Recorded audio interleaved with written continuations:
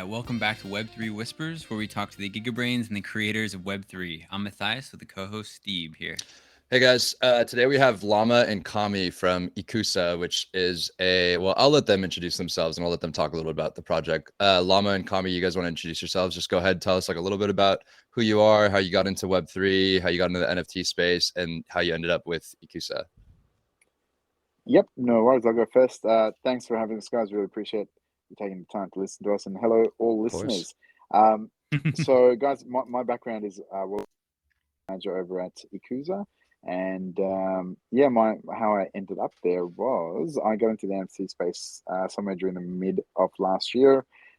Spent about 10 years in various businesses, growing teams. And I was just at a point in my life where I'm 33 now. So at a point where I was probably going through a bit of a midlife crisis, wanted to check out what was happening in the world and fell into NFTs and found it pretty hard to get out of NFTs, to be honest, once I got in. So instead of buying that electric Porsche, you went for the Bored Ape Yacht Yeah, Club. exactly. Something like that. So I missed the Board Apes, but I did get in right after them. And then from there, got into the Web3 apartments, made a bunch of purchases, spent probably way too much money, more than I should have. It was great. It was great to start, but then towards the end of the year, I got pretty burnt actually out of the play to earn game phase, where there was a bunch of game theory based, a lot of different projects following up from Wolf Game. It was a pretty dark time for me towards the end of the end. Took a bit of a break at the end of the end. Sort of agreed with my wife that we'd only look at projects that had real world tangible value. And so we were sort of on the sidelines watching, and we saw Azuki launch, which we thought was great, but we didn't rush into it. We just waited to see what would happen, and some other great projects that launched.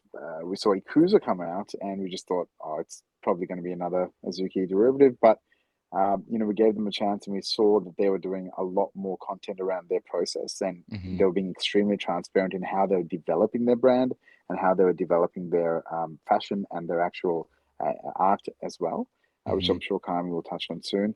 And that gave us a lot of I suppose, confidence in what they were trying to achieve. And once we got to know a bit more about their vision, applied to become moderator there, got interviewed and asked to become a community manager, which was great. Once I'd seen their white paper, I knew that they stood for something a lot more than just what the NFT space itself was about. They wanted to bridge the gap between Web 2 and Web 3 and bring a lot more audience into the Web 3 space. Once I knew all of that, I was all in. And, it's been a great ride ever since. I since have been working really hard to get the message out to everyone who's interested in helping move that mission along. And yeah, so that's a bit about me and how I ended up here. I'll tell you a little bit about the brand, what it stands for. So Ikusa itself is a free-based streetwear fashion brand, which is inspired by high-end Japanese fashion and also anime. What they're trying to achieve is a movement away from the Web3 space, but built on Web3 and its ideals. So, transparency, privacy, decentralization, shared ownership, things like that. They want to make sure that those ideals are appreciated and really looked after within their community, but they want to reach out to a consumer audience that is much larger. They want to build a brand that is based, the value of which is based on market penetration, on global reach, on customer base, and those things should not be impacted by the devs. Those things should not be affected by Web3 market dynamics. It should be affected by the quality of the product and that product's performance in a real market, which is far larger and far more mature. And so, in terms of a dynamic of how they're going to build that tunnel between Web 2 and Web 3, for them, it's a very simple mechanism where they have a medium, which is fashion, that people are interested in regardless of Web 2 or Web 3. They come to an e-commerce website where they want to purchase it. And at that moment, you'll get asked to use a Web 3 wallet. And for them, that is the conversion they see in a person's mind who comes into Web 3. That, it's the first foray, right? The creation of your Web 3 wallet is the first moment that you step into Web 3. Right. From there, they want all other Web3 brands to take over and say, hey, this is the metaverse, this is everything that's possible in Web3. But that's not their concern. What their concern is bringing people there in the first place. So that's a mouthful, but that's everything in a nutshell. No, and I think it's I think it's interesting and like actually pretty coincidental that we've done like kind of two AMAs in a row with, you know, fashion lines being kind of one of the focuses. Like, and it makes it seem like this is a commonality in the space, but really I think it's quite rare. But I think that's the way it's headed, right? It's like, how do you get Web2 users, you know, that aren't familiar with Web3 or maybe know a little bit about it but haven't really dipped their toes yet? How do you get them into Web3, right? Because really, like, it feels like, you know, it feels like Web3 Twitter, it feels like there's a lot of people in it when you're in it, because you see that's all the content you see. But realistically, like, it's quite small, right? There's a quite small percentage of the entire population that's actually using or inside of Web3. And it's like, okay, how do you get them over here, right? Like, we've seen a couple of small movements in that direction, right? Twitter letting people use their NFTs for the PFPs. Now I think Instagram, Facebook are going to also let you use NFTs. I don't know if that I think it was supposed to happen yesterday, but I don't know if it happened yesterday. And another thing that, you know, I've seen is like, or at least I'm thinking is going to be a big step in that direction, is real world quality product that bridges the connection from Web 2 to Web 3, right? Like in your guys' case, it's this like streetwear, the apparel, right? If you make something that's high quality and it draws someone's attention to it, like someone that's not in it already that wants to buy the product because it looks dope, they're going to buy the product. And it sounds like you know, sequentially, they're also going to, you know, get a wallet, like open up their first wallet, put some ETH or something into it, buy the product, and then like boom, they're in Web 3. And it's like that's the draw. Like you have to incentivize people from Web 2 to come to Web 3. And if the incentive is just an NFT, like it's not going to draw them in because they don't even, you know, they haven't been drawn in for the last like year. So you need something that's going to like get their hands on Web3 I think it'll be first. good for the right click savers too. They'll be like, oh, okay, this is like a, you know, like a real product. Like this is, you know, yeah, it's interesting. But I had like 5 questions, but I feel like I want to get Kami to, we want to intro Kami and then we have a lot to talk about. Sorry, Kami, go ahead, man. Hey, what's up? So I'm Kami. Basically joined the NFT space as an artist. And I got into Ikusa. I finished my degree like few months ago, and I just joined the space. And then I got into Ikusa, and I've been drawing ever since. So fun. I bought a Loser Club NFT like a while ago, and I've been hanging around with those guys on Twitter and getting to know the space with them while being an artist here. But yeah, that's what's up with me. Perfect. Short and sweet. I like it. So we can get back to all the questions we have. I mean, there's so many things, but it does seem particularly interesting that like the fashion avenue for getting new users into Web3 seems pretty effective, like different than like the finance, like decentralized finance, or that seems like that has kind of like a high barrier to entry. Fashion, you see some dope piece of clothing on Instagram. It's an easy road, right? No, 100%. And I think, look, just to add to that, I suppose a lot of people do accuse of being an Azuki derivative, but in actual fact, the brands come out and said multiple times, look, yes, at a very basic level, there was inspiration drawn on a PFP level, but largely the inspiration is drawn from Supreme. And Supreme is a brand that has a fantastic business plan from the 90s. And anyone who knows the business plan of Supreme understands that Supreme itself was a very NFT-like culture. In a community sense, you know, it's a limited supply given to an unlimited audience and dropped at limited times, and it created this massive demand versus supply imbalance that created this, you know, huge following and huge need for the brand. You know, fashion itself is a want. And once you get people in on it, you can create the needs behind it, right? So it's a lot easier to find those wants than to create needs. And I think trying to convince people to buy an NFT is trying to create a need, but we'd rather get them with their wants than, you know, there's an easier step to take there. Yeah, for sure. Yeah, I mean, that's the way we see it. Yeah, that was one of the questions I was going to ask you about, was the comparisons and stuff like that. But I think a lot of people, once you have a very successful, you have like the leader in a space, everybody gets compared to them. You know what I mean? Especially if you're not very familiar. And yeah, it's just, I think it's a comparison that's kind of lazy for a lot of people. But I think when they get in deeper, they'll start seeing like the nuances with a lot of these projects. I Yeah. think it's really interesting. And one of the cool things about this brand is, you know, Ikusa's been really upfront about because they see the requirement. I mean, they reference in their white paper the idea that the Web2 bubble, when it happened, again, it was very similar. Like everyone was sort of leveraging the nuance of internet and Web2 to say, hey, I can build a website. Here's pets.com for the 100th time. And people realized and saw through that. And the ones that survived were people like Amazon.com who had an actual business model and an actual customer, like a niche market, right? So they see the Web3 space as being very similar, where there's a lot of brands that, you know, we see the cash grabs and we see brands that just, you know, come up just because it's cool and celebrities trying to launch their own products and all of this. But ultimately, the brands that will do well are either ones that really nurture and grow communities and are very good at doing that and creating an Illuminati kind of feel, or like a Freemasons kind of feel, or the ones that have a really good product, right? So that's what it is. When do we get the Freemason rings?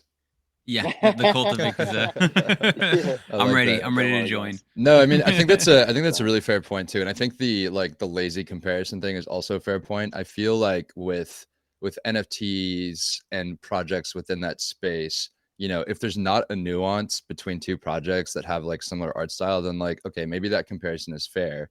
But if there are nuances, like in this case, like this project being fashion forward, then I think people need to start thinking of them as like two projects that are separate. Maybe the art feels kind of similar, but the project itself and its goals differ. Yeah. I mean, I think it's funny that. Oh, go ahead. Yeah. No, I was just going to throw it to Kami, actually. I was just going to ask Kami, because I've spoken about this a lot, but if you put a Ikusa NFT against an Azuki NFT and you look at the differences, it's chalk and cheese, purely because the level of love that's gone into the fashion elements within the Ikusa NFT are so predetermined and just well thought out, because it lends itself to the actual fashion in the future. So Kami, I'd love to throw it to you, man, just to talk a bit about the NFTs and the art and what makes it different from Azuki and other projects. Yeah, and real quick, that was one difference that I definitely one big difference that I definitely noticed was that the Ikusa PFPs were like much more fashion forward. Like the streetwear was more nuanced and it seemed more idiosyncratic, which I really liked. Yeah, the vibe is completely different, honestly, to me. Like it seems like with the Azukis, they have a particular vibe. Like when I bought mine, like you kind of just get a different feeling from it, versus when I looked at those at your guys' project, it was way different. It's just like I don't know, different wavelength or different vibe. That's the only way I can kind of explain it. But Kami, yeah, maybe you can shine a little light. I got to bring you two to my other AMAs. It'd be so much easier for me. Love it. Go ahead, Kami. Yeah. So the NFT is actually the most the coolest part that I think about it is the fashion and the branding that comes into it. So it's not just me working it. I have ChromeCat and Sage that I like always like work really close with. So Chrome gives me all the fashion details, and he basically draws a really accurate rough so that I can follow it, and then he'll send me images of like the people wearing the similar outfits, so that I can reference that kind of fold, that kind of texture when it comes to the NFTs. And then we also go through Sage when it comes to the branding, and he tells us if there's something that he needs to be changed color wise, make sure everything's in brand, everything's as perfect as we can get it, and then we then I usually finish it up and then it's done. But yeah, that's the process, and I feel like that's what makes it special, the collaboration between the three of us. Yeah, awesome. That's what I was gonna say. It feels like Ikusa is a little bit more like aggressive, I guess, comparative to like the softer Azuki. Like it's a little bit more streetwear centric than it is. Azuki feels a little bit more. And there feels, if there was like a 2.5D, right? Like something between 2D and 3D, I feel like the Ikusas have like a lot more texture, like it pops. I'm taking all these buzzwords down, man. 2.5D. I like that. That's great. No, but That's I feel great. like it serves like a completely different niche. It's a little bit more like more attitude with it, a little bit more like spicy than Azuki's kind of like 100%. a more vanilla. That hot tip, I'll give you a little bit of alpha. Called you guys earlier, and they're talking about how the next phase is the fashion, the capsule collection that they're releasing. They're going to be collaborating as a, is a threesome the right word? The three of them are going to collaborate. Cool. Yeah. The three of them are going to get together. Threesome's the right word. It Again, just with the sounds fashion. for Yeah, I'm trying to avoid saying it, but I don't know how to dirty put them minds into a around group. here. Yeah, exactly. The group of the three of these guys are going to get together, and they're going to collaborate to bring the fashion side together up as well, which is really cool because usually you'll have a fashion like a lead designer who does the fashion line, obviously, but in this case, given that it needs that collaborative effort to bring the vision to life through the branding elements, and then to bring the actual fashion elements to life, obviously from the designer side in from Kami's perspective, is going to it's going to be so cool. And they're planning on doing a lookbook that's going to be anime based, which I've never seen. I'm not sure if it exists, but I'm really looking forward to seeing a lookbook of an actual collection, which is going to be really dope. That sounds pretty cool too. I feel like, I mean, my normal Twitter, my doxed Twitter, I follow a lot of guys that put out lookbooks and like and similar sort of, this is not Web3 related. Like they'll do like rap history and stuff like that, and they just feel like lookbooks. Cool. And I feel like they always get a lot of traction, which is really cool. Obviously, like regular Twitter has a broader reach right now, but I feel like that would be, I feel like a lot of people in Web3 would be willing to get into something like that. And I feel like that's also like another maybe smaller, but like more nuanced bridge from Web2 to Web3 too, which is pretty sweet. So it seems like, quality apparel is the most apparent goal from the team's communications. Obviously this is a listening medium, so like no one can really see the product right now. They'll have to, go to the Twitter, get in the Discord if they have the link and whatnot. But can you or Kami, can one of you guys describe the fashions that the listeners kind of can visualize it? Yeah, absolutely. So just to give you some insights, the streetwear districts in Japan.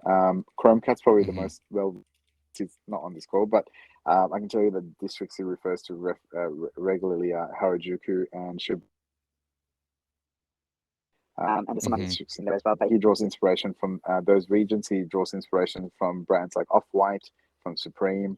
When it comes to the quality of output, he refers to brands like Gucci, Dolce & Gabbana.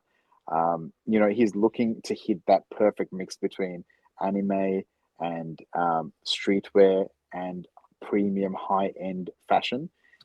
So it's a perfect balance between those three, but ultimately it's all about representing the vision that the brand stands for, and that is this connection and conversation status. If somebody's wearing Ikusa and they're representing their own identity, part of their apparel should begin a conversation about Web3. How that's incorporated in is through the branding elements, which is various tunnel elements, various logo elements, smileys which represent the community. So there's a ton of different elements, whether it's a zipper, whether it's an actual logo, or text on fashion, whatever it is, it's a conversation starter for anyone who's going to see it. So it's all sort of come together to create that sort of answer, hopefully. And what sort of like where will there be? Is it going to be like bucket hats, like hoodies, zips? Oh yeah, absolutely. So it's your standard sort of streetwear things that you'll see. The bucket hats. There is a bit of tech wear that's coming out as well. Oh, cool. I can't reveal too much because I know in the next 2 weeks you're going to see it on Twitter. They will be revealing the posts that show off their lookbook teasers, and also the direction they're going with the first collection. People who, if you go back into Twitter, you'll see some of the already that they've dropped. That's probably going to be one of their first items that's going to be dropped. So I can't say too much on it, but I can tell you that you'll see more. He's just tiptoeing the alpha line right now. Yes, exactly. Okay, so outside of the apparel, or I guess first I'll ask this question, then we can go to this. How does the community benefit from the clothing line? Is it the attention that gets brought to the community through the line, or do you guys have other plans on bringing value to the community through that line? Oh yeah, great question. So this is our favorite thing to talk about. Look, I'll start this with setting the preface of, imagine if you could own Supreme in 1994, right? I mean, that's what they're suggesting. They're suggesting that they're going to start a brand that's built on Web3 values, where you get shared ownership of a brand that will have value based on its performance in a real market. That usually is what drives share price, and that should be what drives your floor price. Now, beyond that, what they want to offer back to the community is two things. One, Supreme have been famous for doing this. Their exclusive collaborations that they do with big brands, they offer that back to people who are in their, people who line up and wait and, you know, wait in line to get their first drops, those exclusive drops. Similarly, the brand Ikusa is planning to do exclusive drops with collaborative brands and inbound. So they're looking forward to having those and our brand strategy on reaching out to big brands yet. I'll reveal more on that later in this call. But for the time being, what I can tell you is that those collabs that they do with big brands, those items will be exclusively available to the holders. The actual collection that they do will be available to everyone in limited quantities, but the success of the project in the real world will be shared back with the community of holders. And yeah, that's a great thing to hear too, because I think one of the things that you know, gets a lot of heat, I think, in the NFT space is like bringing value back to the users. You know, value that's driven through the product should, you know, also somehow transition and translate down to the community, because then it actually gives the thing that you're buying some, you know, extrinsic and intrinsic value. Yep, exactly. And I'll tell you right now, like, you know, I get asked all the time in AMAs, are we going to do airdrops and things like that?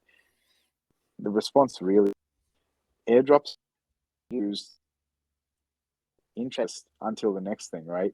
Like, but Ikusa is for long-term value, and what they're trying to say is, look, there's going to be 120 to 180 days before we actually see a collection go live worldwide. In that meantime, you're going to see a number of brand activation events that take place around the world, which you're going to be a part of, which you're going to be able to go and visit, experience, and see and watch the collaborations happen to the space.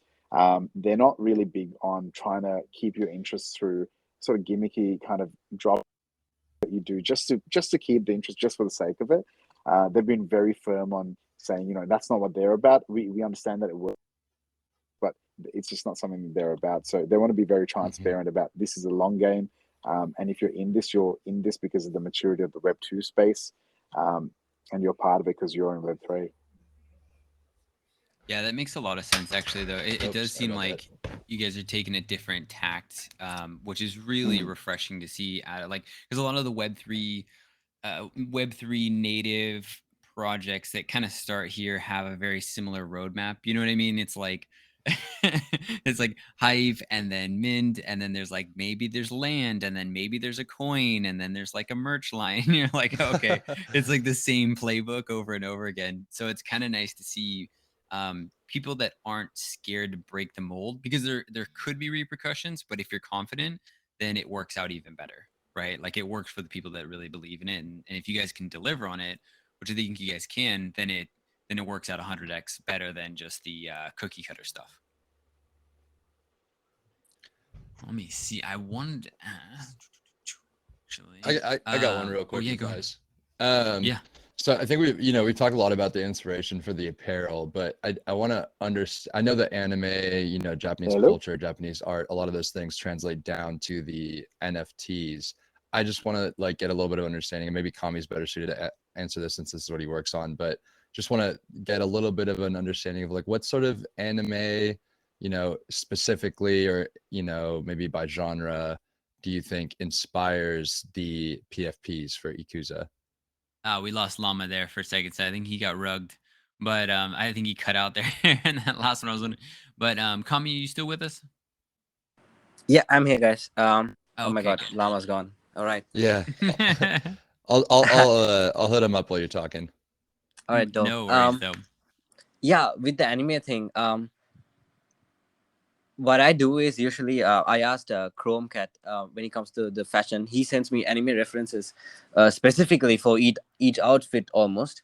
So sometimes things that I can add that are like the offhands or like some scuffs on the face, I would usually like reference animes like Dragon Ball Z, because like, you know, scuff marks. I usually would reference something that is relevant, but it's just the overall genre that I always reference when it comes to yeah, the NFTs. So Dragon Ball's a big one. Is there any other anime that you guys have taken a lot of inspiration from, or any that you're big fans of? Well,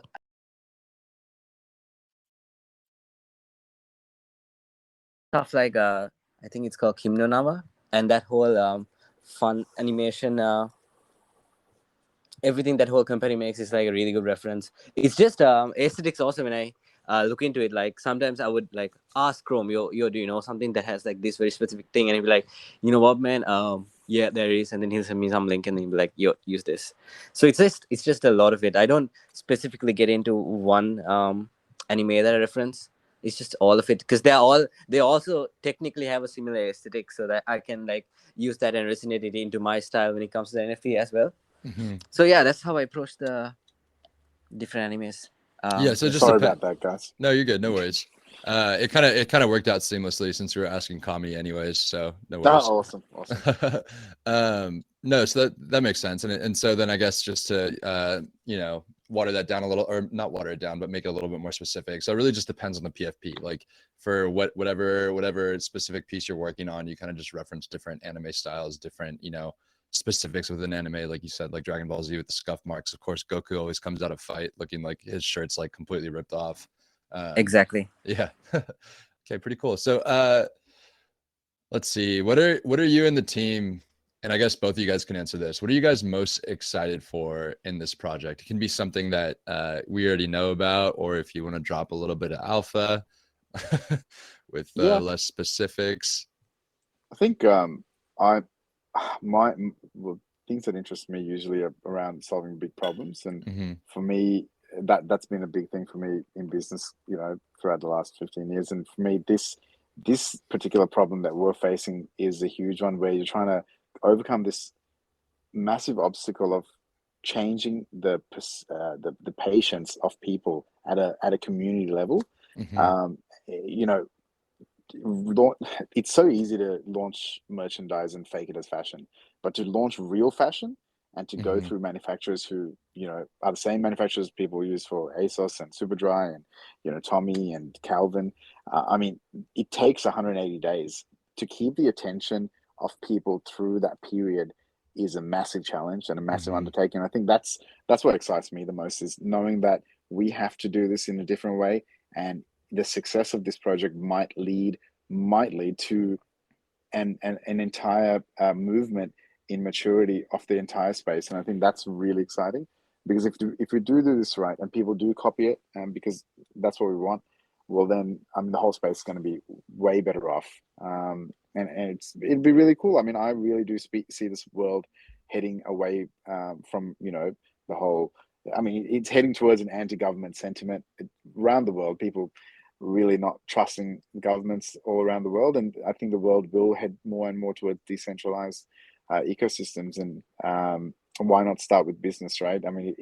If there's a commercial movement, you usually get a worldly movement. So there's a lot to be achieved here, and I think the next 20 years are going to be really interesting. And I think I think there's a lot to draw from that too. Like it does feel like within the space we're kind of at this like precipice, of a mountain, and we're like overlooking this whole other world. And like we have two options, right? We can either jump and enter the new world, or we can just kind of turn around and walk away. And it feels like this space needs to mature, and the only way it's going to do that is if projects start doing something different, like Ikusa. Yeah, exactly. So that's what I'm really pushing about. The space forward. The thing is that somebody has to set the standard, right? Like nobody really wants to do it until somebody's done it successfully. You know what I mean? Like if you guys do it successfully, where you can push the pace, you can slow down the pace. That's going to be so much better for the space. 100%. I know. It feels like sometimes we move in hyperdrive here in NFTs and crypto. It's just like, 1 week is like 10 years. It's not like that in the real world, Exactly. And I think it's because of the conversation people have, right? Like most people enter NFTs thinking I can get rich quick, because usually it's a cab driver telling you, hey, have you heard of NFTs? And look, that's a cliche example of it, but I'm saying most people do enter thinking, oh my God, I can buy a picture and I can make $10,000. Wow, that's amazing. It should be more than that, right? It should be, you're telling me that I can be part of a business and be a part of a community that drives a product forward in the entire world, and I get to share ownership in that. That's amazing. That should be the conversation that's being had, but it's not, because of the way it's being spun, right? So we need to create more more products like that. And so yeah.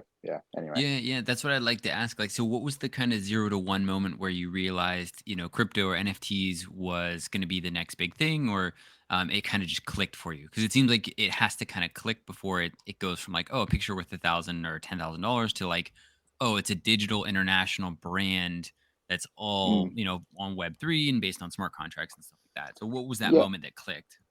I spent a lot of time sort of space hopping on Twitter, and I just kept thinking I like walking my dog for 2 hours every morning, and it's like I use that time to just listen and I used to read books, a lot of self-help books, and just help me solve problems a lot faster. And I just kept seeing the same denominator with people, and people kept mentioning, look, even if you look at Ethereum or anything in cryptocurrency, most of them, unlike the share market, most of them don't have real revenue. They have supply, demand, or perception, right? But so it's so volatile as a result of that. And then knowing that, I was just wondering, people kept talking about, look, unless there's actual product or actual real tangible value in this, with goods are being exchanged for money, you're not going to see any level of stability. And then I myself looked back in time, and this has happened not just with the internet, but it happened with TV, happened with radio. Any new technology that came out had a similar moment where just the nuance of the thing was leveraged for a lot of people to make money early. And the only way people came out of it was when there was real commercial gain to be had through market penetration of a real product. So look, technology has to have real application in the real world. And it's got to be commercialized. So until I want to see Ethereum be commercialized in a way where it has business application. Right now, we're all making smart contracts to sell pictures that have certain utilities, but it needs to be bigger than that. Like what Ikusa is trying to do is take NFT technology and make it so shared ownership of a real product that goes out to the real market. So I think the more of that happens, and this is like, this, if there's 100 stages, Ikusa, what they're doing is not 99. They're still doing level 2. For us, metaverse is like level 40. It's like that is so far ahead of where, it's so good. It's just that so many steps to go before we get there, to make it sustainable, right? So that was sort of the moment, going through the spaces and hearing those people speak. Yeah, and you spoke a little bit about how like you and your wife kind of sit down now. You took a moment, you sit down and you look at projects and you think like what you only really want to get into projects that bring back some value. And now you're working on Ikusa, and so you've seen things through probably a different lens. What are like 2 or 3 projects that you feel like are actually attractive to you, and you feel like they're kind of doing something maybe not exactly the same through fashion, but they're doing something that you feel like is that project that brings value? Yeah, so this year, to be honest, I haven't seen that much. I'll be completely honest, and I've been down about the crypto space as well this year.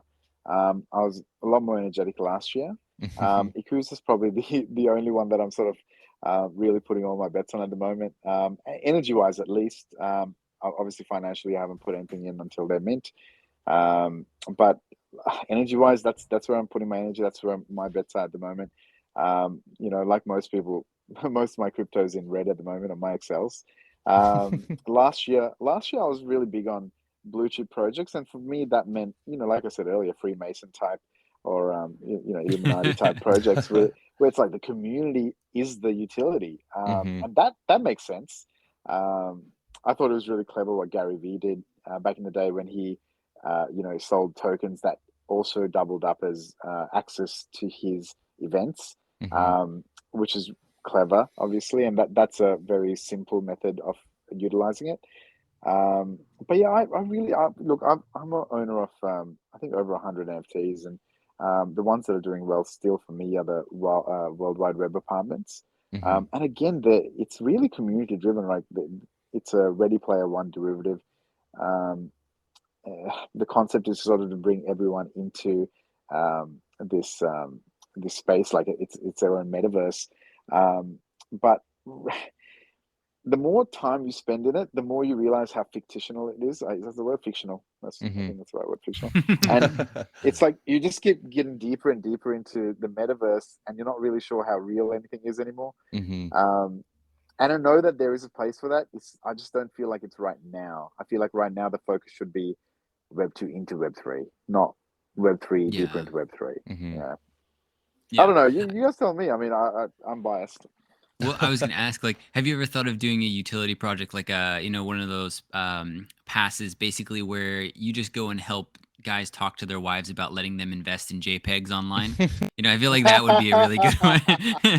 You had some success in that realm, so maybe it's just like Mathias is being biased. Utility. He just wants a project so that he can talk to his wife about how. Yeah, it's like it'll be like a Discord just for them. Everybody comes in at once. Okay, good.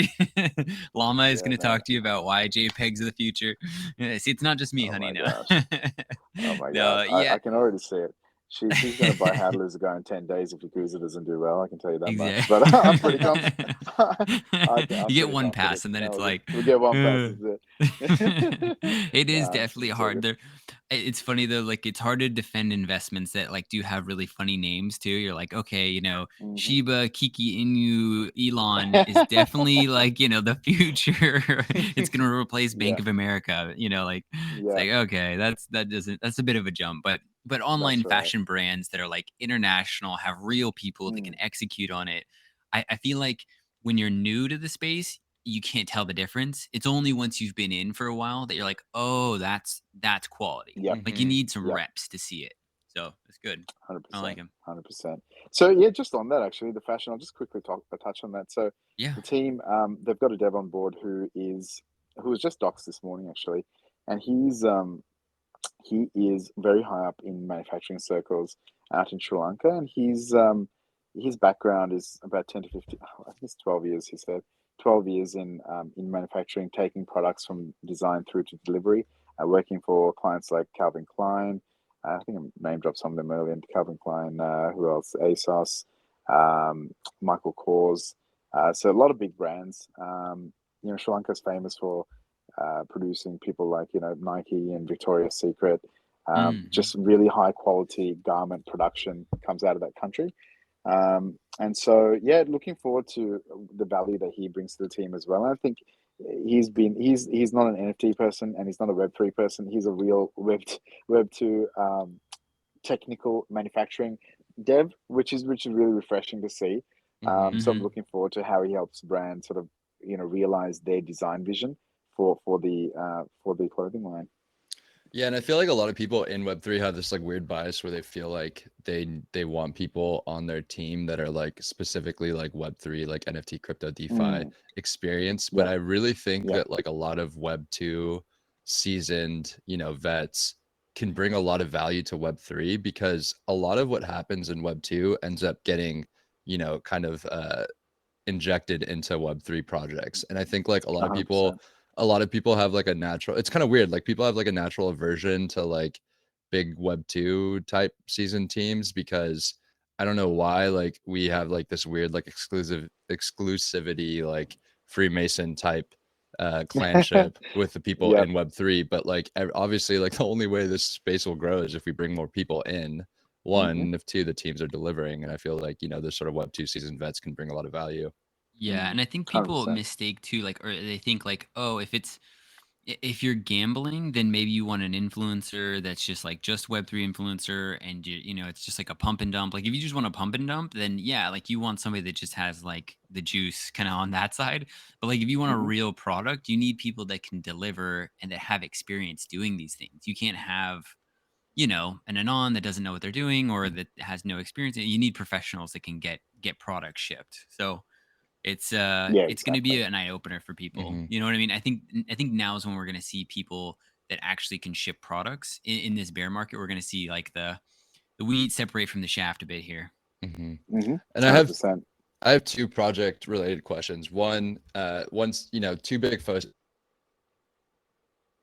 team in the community. Obviously the others would be like the product, the NFT, etc. But how would you describe the team dynamic and how would you just describe the team in general?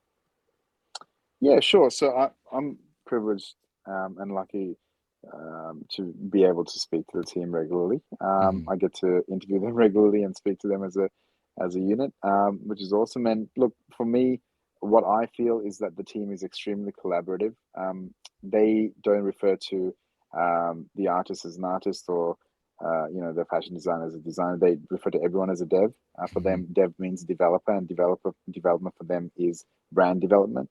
And that is what they're really strong on, growing their brand and representing that vision. So when I speak to them, they have equal input on how everything turns out in terms of style, in terms of how the vision is represented, whether it's a clothing or whether it's an NFT, whether it's how the community is growing. I think they're an extremely fair bunch of people who have had various levels of experience both in Web2 and Web3, and I think just a great bunch of guys. There's a lady on the team as well, Kira, who's just a phenomenal person who is very strong on making sure that their social media is as organic as possible, and the focus is not followers, the focus is engagement. They've set benchmarks for all kinds of things. Just as an example, they're very strong on their values, and they want to make sure that people who come into their Discord are educated as they arrive. So usually when they do about 100 to 300 people into their Discord daily, and that's purely just so you can manage people at different intakes. And as soon as people come in, there's usually a quiz that follows, and that quiz is 10 questions that educates people on exactly what they're about, right? So it'll be a question on the vision, it'll be a question on some of the team, and whether they get it right or wrong, they find out, okay, well, that's what it is.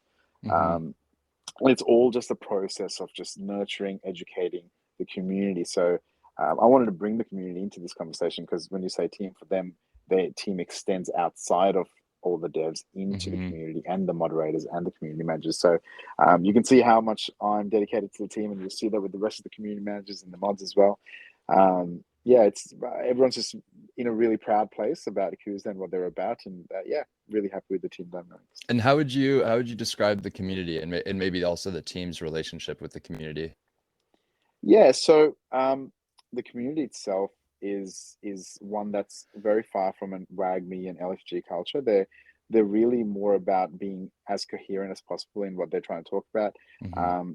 The moderators have been tasked with making sure that there's enough interaction that happens on a personal level between each member. The team understands that the personal connections that are created at that grassroots level is what grows a community long term. It'd be so easy for them to have a 40K Discord tomorrow, but they've only got 2K, and they do that at 200 people roughly a day into the Discord. So it's a slow grind for them, and they don't mind it. I mean, they haven't set a mint date or a mint price. They're not about that. For them, it's working towards a brand activation and growing a community who believes in what they stand for and doing it the right way.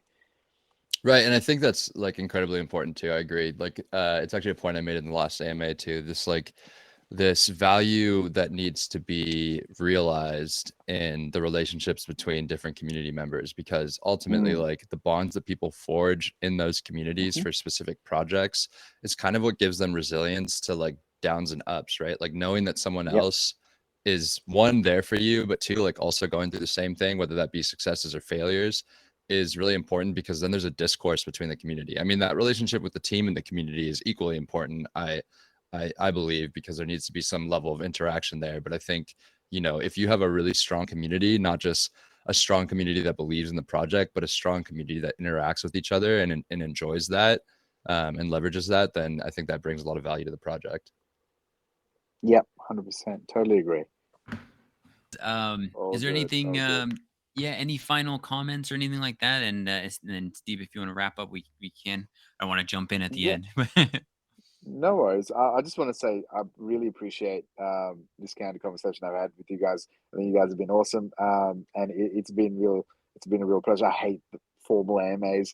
I think you guys have been really easy to speak to, and we do too. That's been a wonderful experience. That's the theme of the pod. We like making it a casual conversation that's equally informative. Sweet. So glad to have. Would love to do this over some beers, mate. But it's been fun. I just want to say, if anyone listening in is really interested in what Ikusa stands for and wants to know more, then please do hit us up on Twitter, and then we'll definitely get you into Discord if you're showing interest in the project. And again, thank you so much for the time you guys have taken to listen to us, and thank you to both Steeb and Mathias for taking the time to host us. Yeah, guys, and you know, for the listeners, like these are the types of projects that Mathias and I get excited about. Something that's doing something different, you know, and also like gives you something pretty sweet to look at. Like the PFPs are really cool. So Kami, like great work, man. And Llama and Kami, we appreciated having you guys on. And you know, as always, like next time you guys want to do a pod, or we'll reach out to you, we could do another pod. We could do a spaces. I know you guys will probably have a lot of stuff coming out in the coming weeks. So like anytime something new is coming out and you guys want to talk about it, reach out, or we'll reach out to you and try to get you guys back on. It was a real pleasure. Looking forward to round 2, dude. Looking forward to it. Thanks, It was man. fun, Thanks guys. so much. Thank you. Thanks, guys. Have a good one. Take care, guys. Take care. You too. Bye-bye. See you. Bye.